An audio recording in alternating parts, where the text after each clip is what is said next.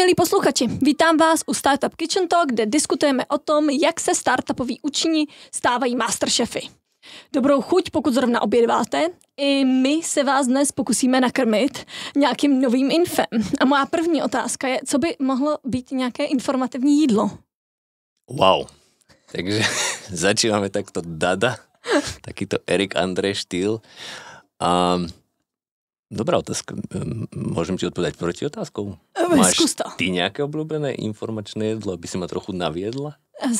Bych byla špatný podcastový moderátor, kdybych neměla své oblíbené informativní jídlo, a to je písmenková polévka. Wow. Jak si k tomu dokonvergovala? Hledala jsem něco, co nese zároveň informativní hodnotu a tu nutriční. OK, tak ďakujem veľmi pekne.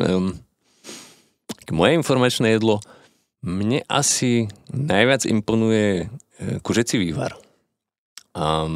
Pretože keď je to po nejakom náročnom večeri, treba zo Startup Kitchen, tak ma to ráno dokáže celkom dobre reštartovať a priviesť k informáciám. Takže to je spíš záchranné jídlo? Áno, áno. Někdy je prostředek cíl. No, takže můj dnešní host má jméno slavného kulturisty a MMA bojovníka, ale spíše než MMA ho zajímá M&A. A místo budování tunové svalové hmoty, aby vypadal dobře, velce naolejovaný ve slipech, tak bude inovace, aby banka vypadala velce, a to pořád a na pořád. Jaroslav Horvát, vedoucí strategie, change managementu a R&D v Raiffeisen bance. Ahoj. Vítej. Ďakujem veľmi pekne za pozvanie. Jaké to je sdílet jméno s někým, kdo je asi 4x takový jako ty? Myslím si, že veľmi príjemné. A když mluvíme o 4násobku, tak více než 4násobně vzrostl i počet klientů Raiffeisen banky za poslední roky. A jednoduchá otázka, jak jste dokázali takhle přibrat? Úctihodné premostenie. Gratulujem. Děkujem. No podarilo sa nám to, ten príbeh rastu Raifky je primárne zameraný na posledných 10 rokov, kedy sme vyrástli zo 400,000 klientov na súčasných viac než 2 milióny klientov.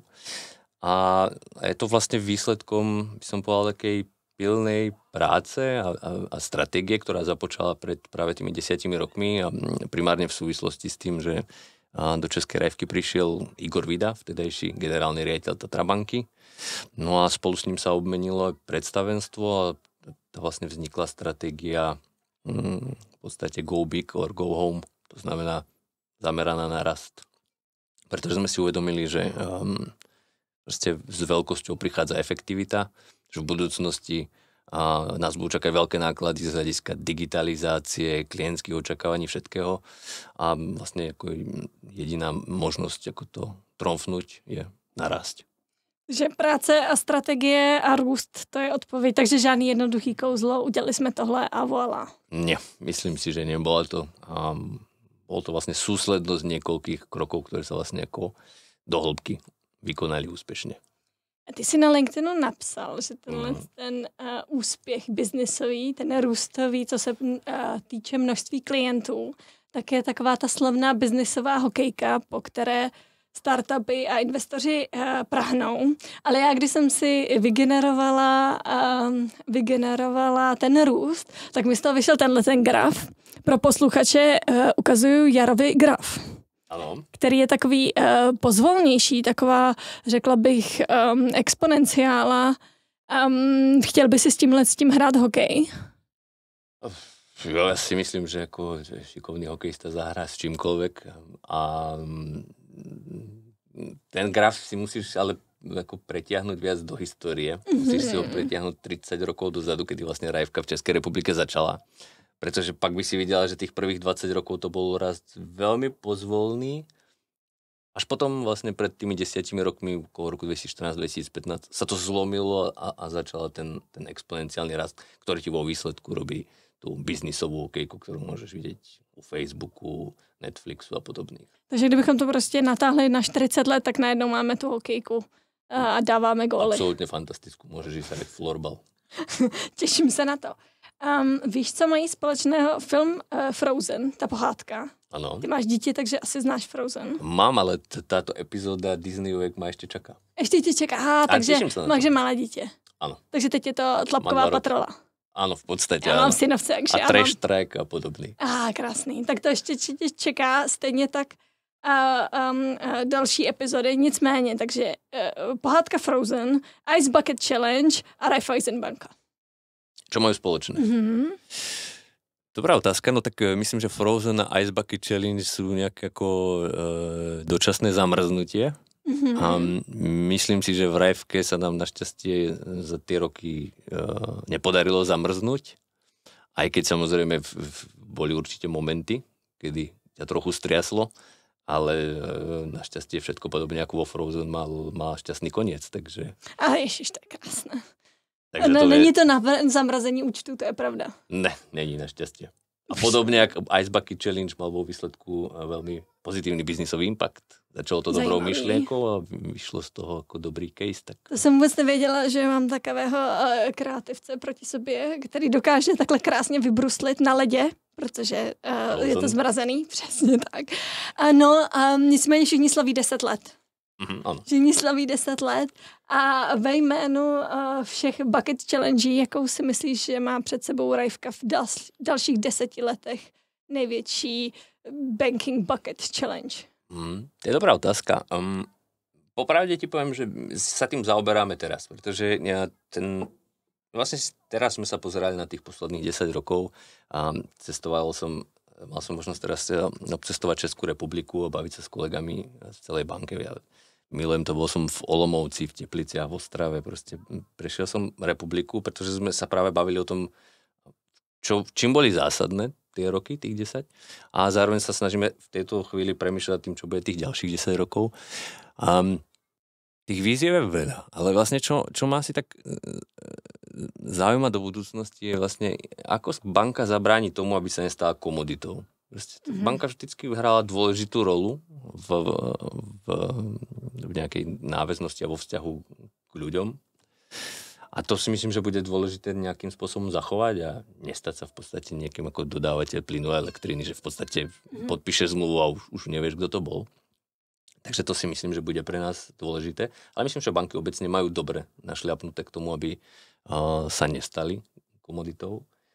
Druhou vecou vlastne z hľadiska stratégie a R&D aj change managementu je vlastne taká výzva, že ty keď pracuješ s novými vecami a pozeráš sa na to, kam máš tú banku alebo akúkoľvek firmu smerovať, tak ono je to v podstate, ako keby si prišla do hračkárne. Že máš proste 1001 možnosti, ktoré si môžeš proste vybrať. Všetko vypadá proste krásne a všetko ťa láka. Ale ty si vždycky v ten správny čas musíš vybrať proste tú vec, ktorá ti dokáže pomôcť, ktorou sa dokážeš zžiť, ktorú dokážeš nejakým spôsobom adaptovať. A my dnes máme vlastne na výber toľko inovácií, toľko možností, toľko miest, kam vykročiť, že asi najnáročnější bude jako dobre si vybrať. Já k tomu mám několik follow-up otázek. Za mě zajímá, jestli to, když nechcete být komodita, nechcete být odtržený od toho zákazníka, přesně jako dodavatel elektřiny, jestli to není jako velmi personálně náročné. Protože pokud nechceš být tou komoditou, tak musíš mít s tím zákazníkem nějaký vztah. Když chceš mít se zákazníkem vztah, tak tam je potřeba lidí. Není tohle jako překážkou? Áno aj nie. Pretože ako našťastie banky obecne majú obrovskú infraštruktúru v súčasnosti. To znamená, my máme 130 pobočiek po celej Českej republike. V podstate každé mesto nad 20 000 obyvateľov má svoju pobočku, kam ty môžeš ísť a baviť sa s tým bankárom face to face. A zároveň paralelne s tým nastúpila veľmi, veľmi intenzívna vlna digitalizácie. A dnes, ja si myslím, že si to začneme uvedomať až za pár rokov, že my sedíme na strašne dôležitom zdroji, pretože dnes mobilná aplikácia banky je v podstate najpoužívanejšia aplikácia spolu so sociálnymi sieťami, ktorú majú ľudia v telefóne. My to vidíme na dátach, že máme v podstate dneska 37 miliónov otvorení aplikácií do mesiaca. To je obrovské číslo, ktoré v podstate krom Facebook, YouTube, Instagram, TikTok nemá takmer nikto. A vlastne keď si pozrieš aplikácie ostatných firiem, ktoré dodávajú služby, tak sú radi, keď si to človek otvorí raz, dvakrát do mesiaca. A tam vzniká obrovský relationship, vzťah s klientmi. A bude vlastne na nás, akým spôsobom obojstranne výhodne ten vzťah podporovať. Takže to si myslím, že nám do budoucnosti pomůže zostať relevantní. A není, když ty jsi cestoval po těch regionech a jezdil si do měst, který mají 20 000 obyvatel plus a bavil se s nima, jak na tebe jako šéfa strategie koukali? Nebylo to tak, že si cítil nějaký veliký drop mezi vámi tím, že oni řeší to, aby jim fungoval kávovar a ty jim představuješ vizi Rajvky 2035? Áno aj nie. Ja mám dlhodobo také svoje záľubu sa veľa baviť s ľuďmi a hlavne veľa cestovať mimo Prahu. A jedna z tých vecí, trošku odbočím, je, že my každý rok v tíme máme takú nepovinne povinnú aktivitu, že každý člen musí ísť pracovať na pobočku a ideálne čo najďalej od Prahy. Aby sme proste pochopili, jak to v praxi funguje, s akými požiadavkami klienti chodia, jak vypadá ten proces v realite. Pretože my ho samozrejme vieme, jak je popísaný, ale v skutočnosti tá prax môže vypadať úplne inak. Takže toto je pre nás dôležité byť neustále konfrontovaný proste s tou dennodennou realitou. Takže ja si myslím, že aj toto mi potom, keď sa vraciam neustále do tých regiónov, tak mi to pomáha sa naladiť. A ja proste strašne rád chodím na pivo s ľuďmi z rozličných sociálnych skupín, z rozličného zamerania a vďaka tomu si rád pestujem nejakú empatiu. Takže samozrejme v istom bode sa ti to stane, že ty rozprávaš proste ako o voze a druhý o koze. Ale vždycky je to o tom vysvetliť, že ja rozprávam o voze pretože zajtra to na tú kozu bude mať nejaký dopad. Keď dokážeš akoby vysvetliť ten dopad a vysvetliť ten vzťah medzi tým, o čom rozprávaš ty a čo budú tí kolegovia treba zažívať zajtra, tak v tom prípade sa dokážu naladiť.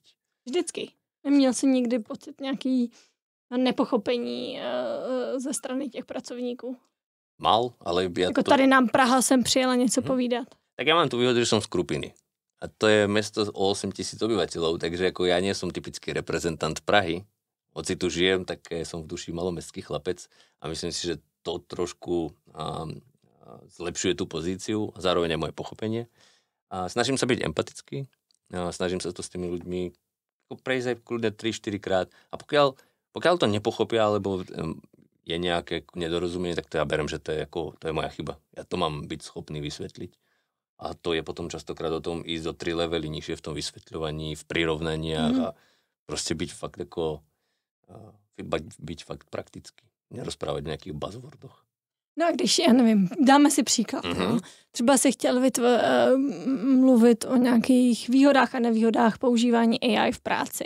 A teď si to vysvětloval. A s jakým příkladem, s jakou metaforou si třeba dokázal přijít, abys to dokázal tomu průměrnému, někdy možná lehce staršímu zaměstnanci vysvětlit. A tako, aby proaktivně se snažil naučit se něco nového, zajímat se o něco nového. Tak to je ako zaujímavý prípad, pretože my sme v podstate s našim týmom stáli na začiatku tej, by som povedal, akej AI revolúcie v úvodzovkách, pretože sme sa tomu venovali ešte predtým, než prišiel ten boom v podobe ChatGPT a to nám vlastne dalo vietor do plachiet. A v podstate na začiatku sa stalo to, že my sme sa od začiatku začali baviť s ľuďmi o tom, kde by to vlastne im mohlo pomôcť. A ja si myslím, že je najdôležitejšie u nás v Rajvke to, že aby tí ľudia nemali pocit, že ich to nejakým spôsobom ohrozuje na práci. Pretože my našťastie tým, že rastieme, tak neustále máme potrebu a máme viac tej práce. Takže to, čo si dokážeme zautomatizovať, tak to nám len uľahčí. Takže najčastejšie je to o tom proste fakt s tými ľuďmi sa pobaviť o tom, čomu sa venujú a kde by im mohla takáto vec uľaviť. Typický príklad preklady do angličtiny. To je absolútne predtým sa s tým bežný človek, ktorý možno nerozpráva po anglicky každý deň v práci, tak sa s tým trápil a prekladal to cez Google Translator a posielal to bratrancovi na kontrolu. Dneska to už nemusí robiť. Nasype to tam a má to za minútu hotovo.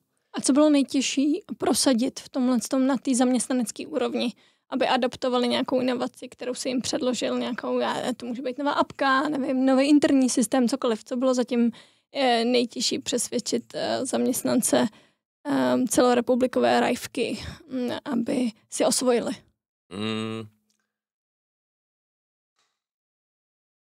Dobrá otázka. Ja si myslím, že to vždycky prichádza v nejakých vlnách a je to o tom, aby si tým ľuďom ukázala vlastne benefit, ktorý z toho bude prameniť. Uvediem ti príklad. Nikto si nevedel v banke predstaviť, že my jedného dňa budeme pracovať remote. Ale keď prišiel COVID, tak vlastne prvá vec, ktorú my sme v tíme spracovávali, bolo vlastne niečo, čo sme si nazvali ako Rajvka 2.0, pretože sme potrebovali prevymyslieť celý systém fungovania. A potrebovali sme to vyriešiť aj na úrovni manažmentu, ako vlastne k tomu dlhodobo pristupovať nielen počas tých najhorších mesiacov pandémie, ale aj potom. A vlastne výsledkom toho je to, že u nás sa dodnes pracuje flexibilne, každý, jak to proste potrebuje, aj v situácii, kedy ostatné firmy vracajú ľudí preč. A bolo treba ako dobre jednotlivo pracovať s tými manažérmi a povedať im, že ako je to na vás, akým spôsobom si to nastavíte. Takže si myslím, že ten change management a aj tieto inovácie a zmenové veci sú do obrovskej miery závislé na nejakej empatii a schopnosti to proste vysvetliť, dať tomu čas a neísť, ako sa hovorí, one fits all riešeniami, ale snažiť sa akoby pozerať na potreby jednotlivých ľudí.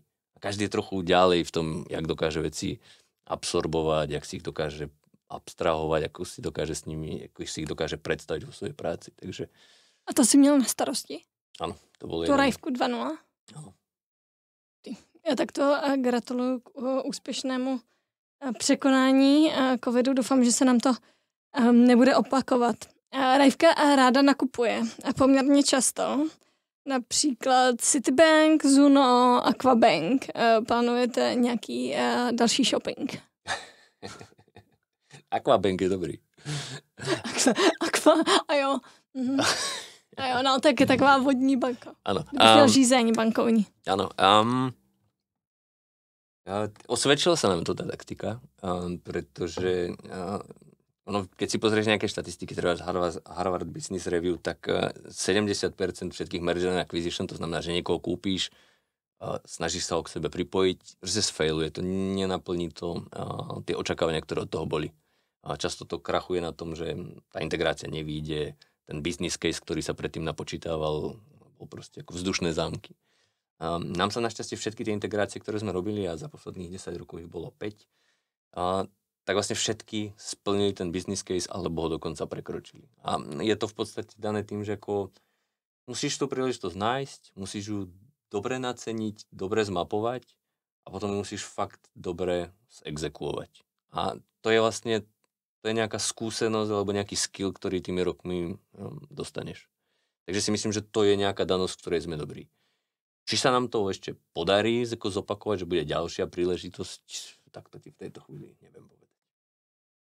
Ještě než se dostanu na tu následující otázku, tak by mě zajímalo, není to i někdy jako těžký pracovat a s těma novýma zákazníkama, který jsou zvyklí na jiný typ komunikace, jenom trošku firemní kulturu, přece jenom Češi, a nevím, jestli to je jenom česká záležitost, ale si k té bance pěstují takový osobní vztah, jakože mají nějakou kartu, která nějak vypadá, apku, která nějak vypadá. Byl tohle někdy problém, že nějaký davový únik, protože nechceme žluto-černou?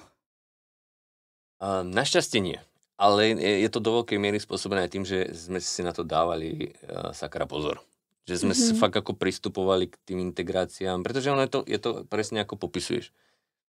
Ty kúpiš Equabanku, ktorá má 400,000 klientov a tých 400,000 klientov z nejakého dôvodu tú banku proste majú radi. Z nejakého dôvodu ju používajú. A ty proste v jeden deň prídeš, zatrasieš tou krabičkou a povieš im ako tak. A tam končíme, milostivá, a idete vlastne k nám. Takže vlastne ty musíš dobre pochopiť tú motiváciu, prečo by to ten človek mal urobiť. A nám sa našťastie toto podarilo podchytiť. Tých dôvodov bolo niekoľko, ale musíš urobiť fakt jednoduchý proces, bezbolestný, kedy ty toho človeka ako presúvaš k sebe. Druhá vec je, že my sme kompletne prekopali mobilné bankovníctvo a urobili sme ho tak, aby bolo čo najpodobnejšie Equabanke. Tak aby ten človek sa proste v tom nestrácal. Zároveň tí ľudia dostali úplne rovnaké podmienky, aké mali v Equabanke. Takže a ešte navyše oproti tomu, čo mali v Equabanke, tak dostali u nás ako širšie produktové portfólio, teraz kreditné karty a podobne, ktoré Equa nemá. Takže na konci dňa je to vlastne o tom, že ty tomu človeku necháš všetko, čo mal, dáš mu niečo navyše a ešte to musíš urobiť totálne jednoduché, aby sa proste v tom nezamotal. Takže na konci dňa vlastne tí ľudia nemajú dôvod odísť, pretože majú to, čo mali a majú to ešte v trochu lepšie. Takže tam, pokiaľ to urobíš dobre, tak tá incentíva uísť je v podstate malá a nám sa, musím poklepať, našťastie podarilo to, že my sme mali nulové straty pri tom prechode. Čož si myslím, že ako nie je moja zásluha, je to zásluha kolegyň a kolegov z retailu, tak to je ako husársky kúsok. No a obecně, jak často lidi mění banky? Je to spíš jako častý ve smyslu koupím si nový druh špaget? A nebo to jako u operátorů mobilních, kde přece jenom k té změně dochází opravdu jednou, dvakrát za život? Je to niečo medzi, trošku bližšie k tým operátorom. Česká republika je ale trochu unikátna v tom, že ten trh, hoci sa nám to nemusí zdať, je strašne ako je ďaleko. V zmysle ako digitálnych noviniek, inovácií, tu majú klienti vysokú úroveň digitálnych služieb a zároveň za bankovníctvo platia strašne málo. A toto je v podstate unikátne, keď sa pozrieš po Európe, v Amerike. Tak... V Americe přesně, to je vždycky zajímavý se o tom podívat do Ameriky a zjistit, že nikde nefunguje mobilní bankovnictví nebo platba mobilem a takovýhle věci. No. Platíš za to prostě $20 mesačne bez akýchkoľvek problémov. Takže my sme tu fakt ako... Tým, že sme v tom v hĺbke, tak sa nám to nemusí zdať, ale keď sa na to človek pozrie ako z odstupu, tak ten český trh je fakt ako veľmi zaujímavý z rôznych dôvodov. A zároveň ako, tým, že sa tu neplatí za bankové účty, tak to smeruje k tomu, že ľudia majú 5, 6, 7 bankových účtov bez problémov. A vlastne ten magic sa deje vlastne v tom, ktorá je tvoja primárna banka. Takže tí ľudia v podstate sú schopní oscilovať medzi tými účtami, ale vlastne vyhrá ten, ku komu si posielaš výplatu. Takže to je ako to najdôležitejšie. Vlastně podívám se na Měšci, kde je nejvýhodnější spořák a tam, jasně. Častokrát se to tak děje. A ty jsi řekl, že to je z několika důvodů, proč si myslíš, že ten český trh je takhle vyspělej, jako je. Uměl bys 2, 3 zmínit? Proč si myslíš, že ten český bankovnictví a i technologicky a vyspělosti je tak daleko? Tak na tom trhu, on je malý, ale operuje na ňom pomerne veľa bank. A pomerne veľa veľkých bank, čož vlastne ako z toho vzniká zaujímavá a zdravá konkurencia. Takže tie banky fakt sú nútené k tomu, aby tie produkty a služby boli fakt výborné. Zároveň český trh je unikátny tým, že v podstate v histórii nikdy nedošlo k nejakej veľkému systémovému krachu banky alebo niečo podobne. Dôveryhodnosť v banky v Českej republike je proste obrovská. A je to zaslúžené, pretože naozaj tu ako banky všetky krízy, ktoré boli aj v 2008 a podobne, ustáli, pretože sú kvalitne riadené. Takže si myslím, že to je jedna z tých dôležitostí, ako je technologicky vyspelý, je tu fakt dobrá konkurencia, to musím povedať, a je veľká dôveryhodnosť a taká by som povedal stabilita toho trhu. Nejsou tu deriváty. Sú, ale sú u tak malých hráčov, že vlastne ako, a u nebankového sektoru. Takže fakt, pokiaľ sa človek ako drží bankového sektoru, tak ten je stabilný. A proč těm velkým hráčům, těm velkým bankám ten český rybník za to stojí? Jo, že inovují a je tady ta ostrá bankovní konkurence, kterou si zmínil. A proč se o tak malý trh tak perou? Pretože, a to je zaujímavé, český trh má zatiaľ stále veľmi dobrú návratnosť na kapitál. Takže ako také podmienky, aké sú dnes, tak to už na vyspelých trhoch často človek nevidí. A napriek tomu je teda, že sa tu investuje, tak ako na konci dňa sa dokáže tá investícia obhájiť.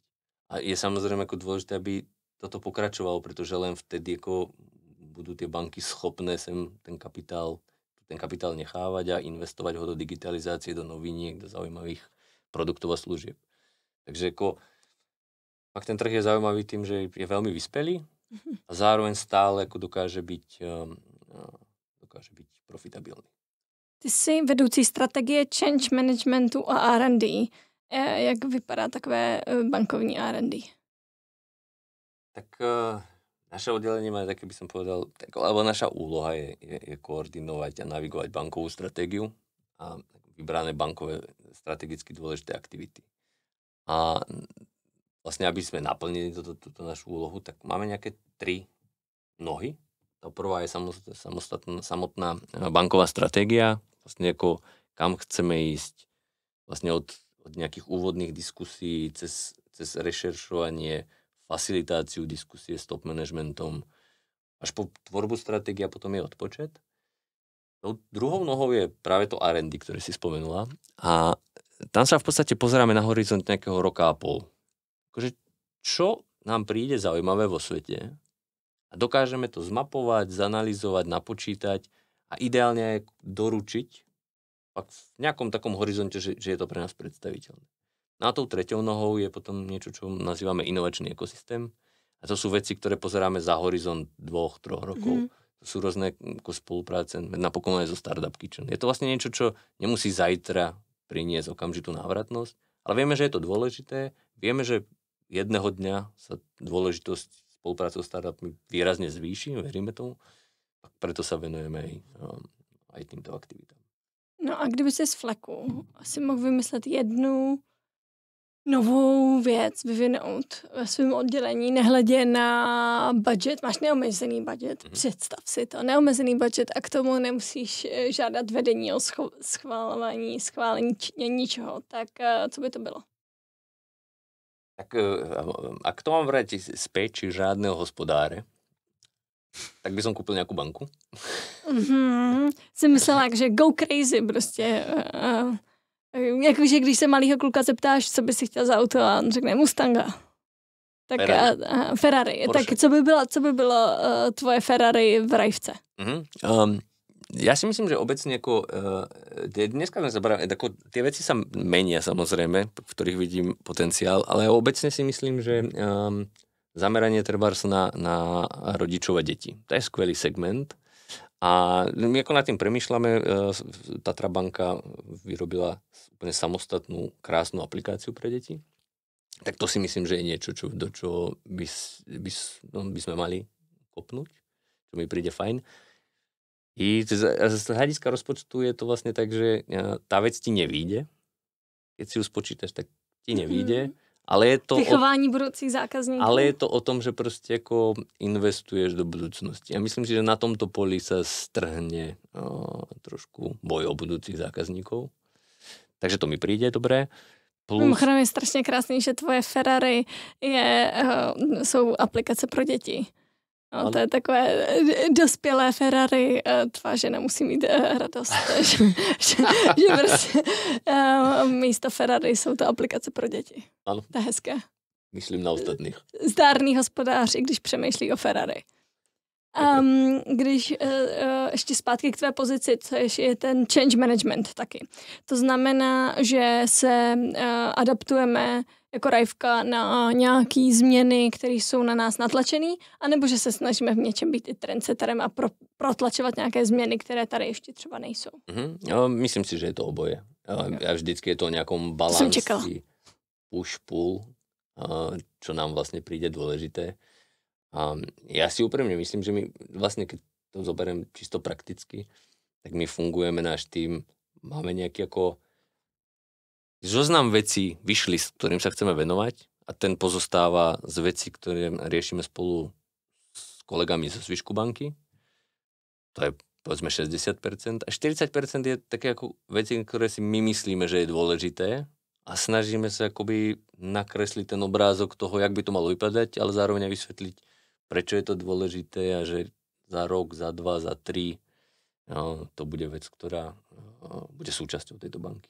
A mluvíme spíš o technologických změnách, jako řešíme UX, apky mobilního bankovnictví, anebo mluvíme i o nějakých sociálních změnách typu, protože jsem koukala, že jste byli na nějaké takové konferenci o Equal Pay Day, tak narovnání platového ohodnocení mezi muži a ženami.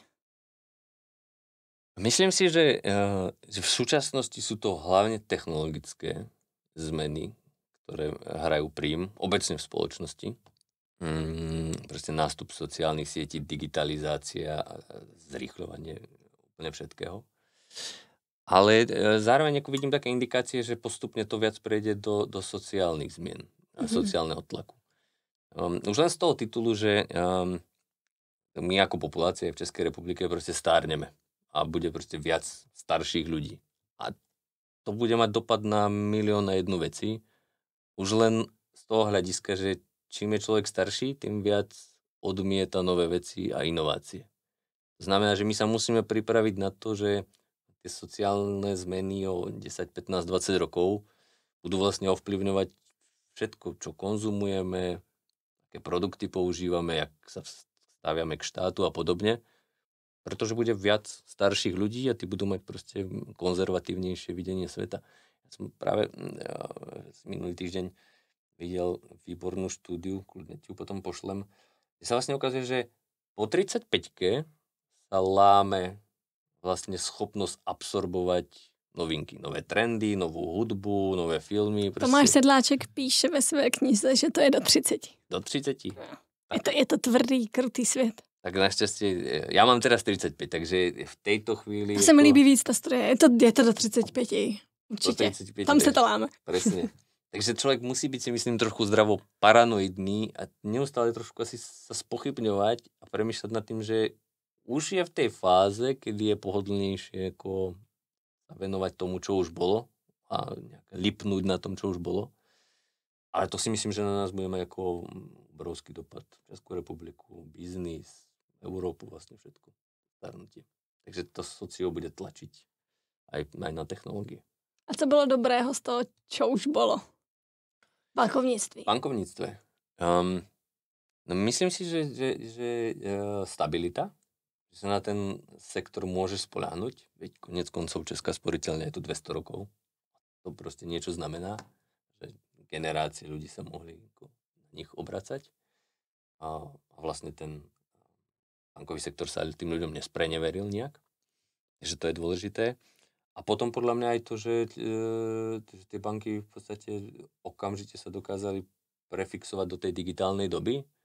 Pamätám si, že tam boli určite chvíľka, kedy sa balancovalo nad tým, že či internet banking a mobile banking, ale ako náhle tako došlo k tomu zmene premýšľania, že toto je to, čo je dôležité, tak dokázali banky veľmi rýchlo sa digitálne transformovať smerom ku klientom. Čož môže byť príklad fakt aj pre ostatné industries. A dokázali být stabilní i bez zlatých rezerv. Spousta banek dneska k tomu, aby držela krok a byla technologicky v první řadě, tak používá startupy. Děláte něco takového v Rajvce? Děláme. Děláme a ja som hrdý na to, že je to menej PR a viac realita. Pretože samozrejme robíme aj PR, konec koncov sme partnermi Startup Kitchen, a chodíme grilovať, chodíme rozprávať o tom, veľmi nás to baví, takže dík aj za nás. Ale zároveň my za posledných, povedzme 5 rokov, sme odštartovali radu spolupráce so startupmi. Čiže to už Dateo, Vultra, spolupracujeme s Digitu, s Lakmusom, teraz pilotujeme spoluprácu, takže tých spoluprác je veľa. A ja si myslím, že je to dôležité hlavne z toho titulu, že ja ti samozrejme môžem povedať všetky také tie korporátne poučky, svet sa mení, zrýchľuje, všetko je digitálne, bla bla bla.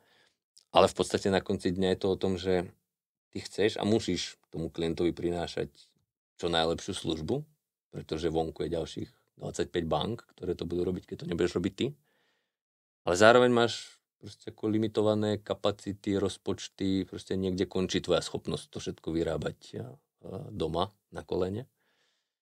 Proste v istý moment sa otváraš partnerom, ktorí sú špecialisti v tom, čom sú. Takže vo finále to, ja si pamätám, som to starý na to časy, keď som chodil na konferencie a bolo to, že fintechy do roka zabijú proste všetky banky.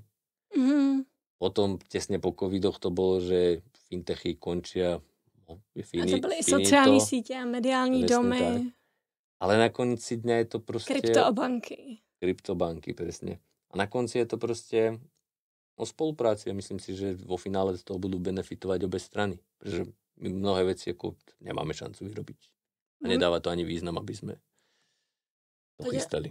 A mám jednu osobní otázku, trošku bych se vrátila k tomu, co jsi říkal, když si povídal o své regionální pouti a že nemáš rád takovéto elitářské, teď dovolím si k tomu doplnit pražské a v tom se zavřít v té bublině. Startupová bublina a komunita.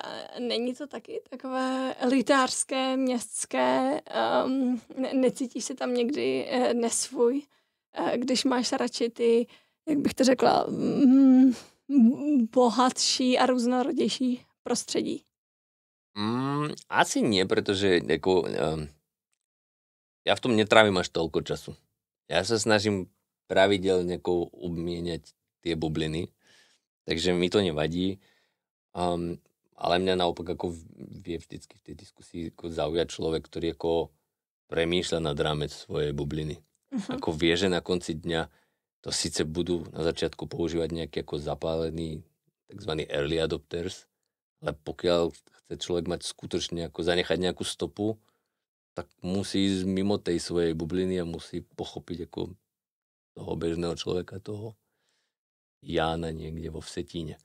No a ty startupy, se kterými spolupracujete, tak si myslíš, že tohle splňují? Jsou to ty, kteří dokážou přemýšlet nad Jardou ze Vsetína mimo svůj rybník a bublinu? Ja si myslím, že áno. A myslím si, že aj v spoločnej diskusii k tomu smerujeme neustále, že my im samozrejme dokážeme sprístupniť obrovskú klientskú bázu alebo obrovskú interný počet zamestnancov, s ktorými vieme robiť nejaké interné projekty. A tým pádom sa okamžite dostávaš do konfrontácie a do spolupráce s ľuďmi mimo svoj startupový svet. A vy do startupu neinvestujete? Není to škoda? Je to asi škoda, ale... A nebudete s tím něco dělat? Premýšľame nad tým. Ale asi ti viac k tomu neviem povedať, nie, že by som chcel byť tajnostkársky, ale je to niečo, čo dlhodobo sledujeme. Niekoľko bank, Česká sporiteľňa a Komerčka to už robia. Rajvka v Rakúsku taky. Rajvka v Rakúsku, my máme vlastne kolegov v Elevator Ventures, pre ktorých robíme scouting v Českej republike. Takže tam tá spolupráca funguje. Myslím si, že to už je pomerne zabehnutá vec, Corporate Venture Capital. Je z toho už kopa poučení, ako sa to dá robiť ešte efektívnejšie. Takže si myslím, že keď nadíde na to správny čas, je to vlastne tak, ako som hovoril na začiatku tohto podcastu, si vlastne v hračkárni alebo v cukrárni 1000 zaujímavých vecí a proste na každú z nich musí prísť ten správny čas. Takže myslím, že na toto príde. Ja mám na to jeden príklad. My sme v roku 2019, tesne pred covidmi, spúšťali pilot s Bitpandou. To je vlastne kryptomenová burza. V podstate si tam kupuješ frakčné podiely na kryptomenia, cenných kovoch a podobne. A ja si pamätám, že vtedy bola tá diskusia o tom, že to musíme spustiť teraz, pretože za rok to bude proste totálne iné a bude pozde. Potom prišiel COVID, samozrejme, takže sme museli reprioritizovať. Ale vlastne nič sa nestalo. A my sme 4 roky sme sa venovali niečomu úplne inému. Teraz to spustili kolegovia v Rakúsku, spoluprácu s Bitpandou. A teraz sa zase bavíme o tom, máme to vyskúšať, nemáme to vyskúšať, je už ten trh pripravený. Ale vlastne tým som chcel poukázať na to, že vždycky v každý moment sa takmer všetko zdá, že je urgentné a musíš sa tomu venovať teraz. Mm-hmm. Ale zase ty máš, deň má 24 hodín, ty máš určité kapacity, určité peniaze. Klienti sú schopní pobrať určité množstvo správ, ktoré na ne vystreľuješ. Ty si musíš proste vedieť vybrať. A to je to najťažšie vlastne, čomu povieš nie. Aby ťa to potom za 2 roky vo Forbese nedobehlo, že... Takže jste si vybrali jinou prioritu, řešili jste se zákazníky a klienty jiné věci, než je CVCčko a na to čas přijde. Pokud přijde a pokud budete chtít. A ty jsi měl, máš podobně jako já, máš marketingový background. Ty jsi dělal v Triadu, já jsem taky dělala v Triadu a dělala v českém, ty jsi dělal ve slovenském. Jenom úplně krátce, jak se to stalo, že jsi z reklamní cukrárny přešel do té bankovní cukrárny.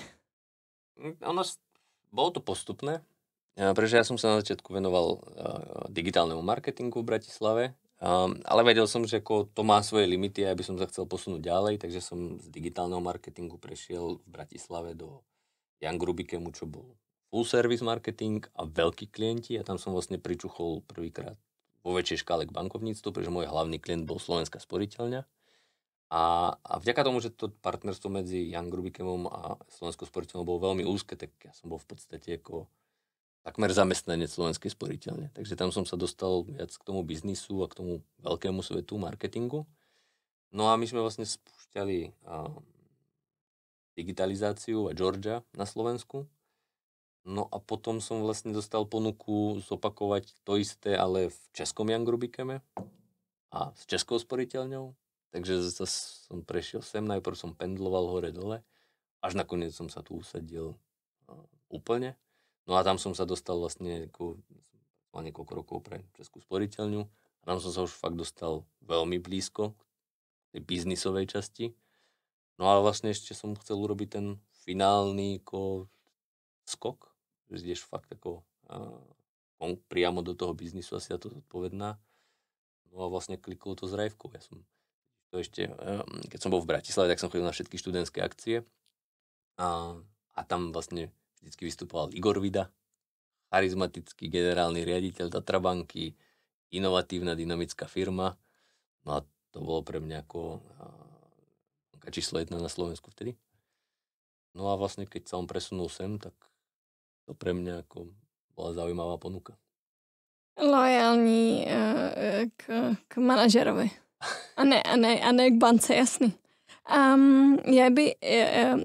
Ještě jedna věc, která jsem si všimla na tvém LinkedInu, a to je možná i nějaký tvůj reklamní pozůstatek, který ještě máš, a to, jak nesnášíš takové ty naprosto generické texty generovaný chatem GPT, tak jsem si myslela, že si zahrajeme teď hru.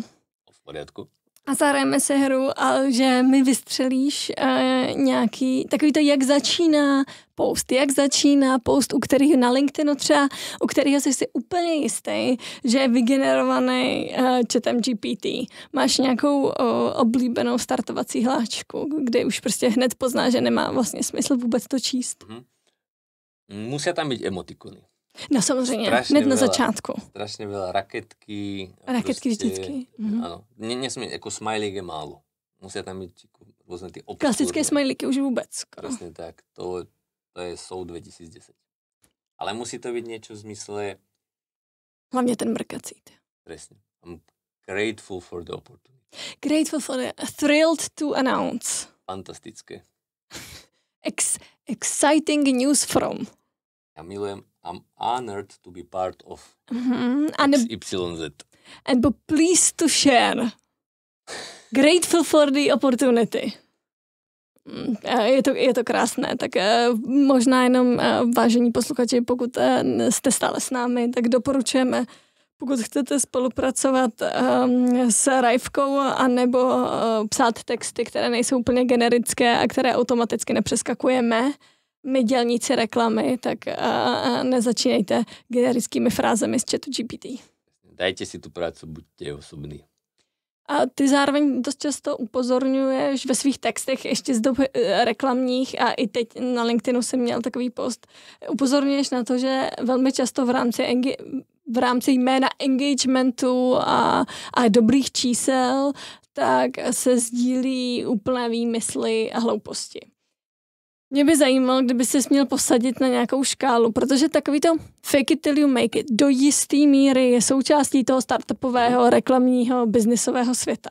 Tak kdyby ses měl postavit na škálu, kdy na jedné straně je naprosto 100% pravdomluvný Mirek Dušín, Doufám, že znáte na Slovensku rychle šípy. Takže máme Mirka Dušína na jedné straně a na druhé straně takový ty úplné výmysly typu Elizabeth Holmes s tím, že nám někde nad tím lavíruje Elon Musk a Steve Jobs taky se svými proklamacemi.